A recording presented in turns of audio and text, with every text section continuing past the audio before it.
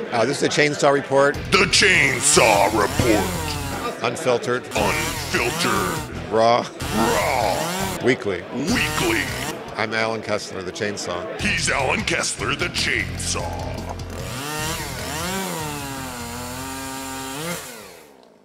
Well, the thing is, players like chips.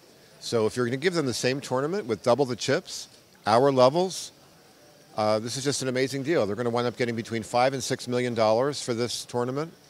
And if you notice, like some of the other tournaments are down, like the Colossus, only a few chips. Some of the other no limits. But this is a great idea. You give people our levels, 10,000 chips, unlimited re-entry. It's going to get around the $5 to $6 million prize pool. This is the wave of the future. People really want chips. Monster Stack coming up, same deal. It's going to have a massive turnout for Monster Stack also. So kudos to Jack for introducing this tournament. Really good idea. Tell me about your dinner last night, the Twitter dinner. Oh, I posted on Twitter I was going to treat the first 5 or 6 people that responded. And it wound up that people that responded brought other people, and they brought other people. And I wound up treating 13 people for dinner. There's pictures on my Facebook if anybody wants to see who showed up. But it was a who's who of poker. You don't know the people, but just friends of mine that play poker. I don't know. Yes. This guy, Robert Goldfarb, I've known him for like 20 years. Alexia just brought me all the snacks. And she's kind of like a friend of mine.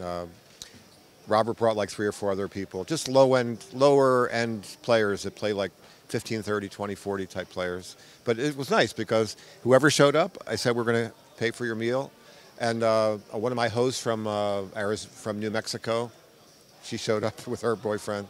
It was kind of crazy. This is a great idea. Jack had asked me on the summer and last summer and also at WSOP Europe, what event should have one re-entry?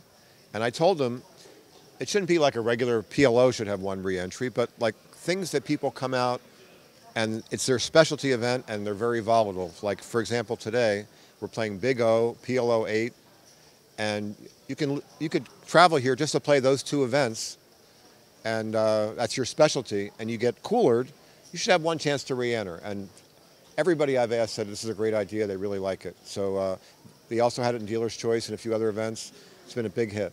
You want to know how the soda thief thing started?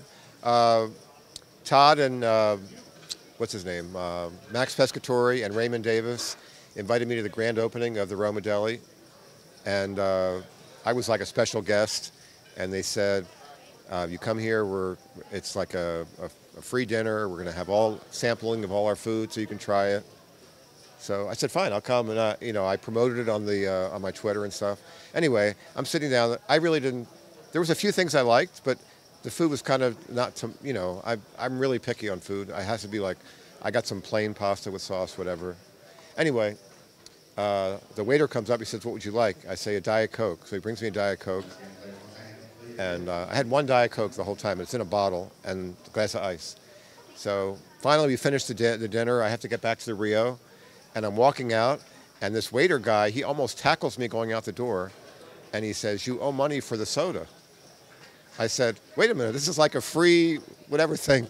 I said, "Talk to that guy," and I point to Todd Brunson. I said, "He'll take care of it."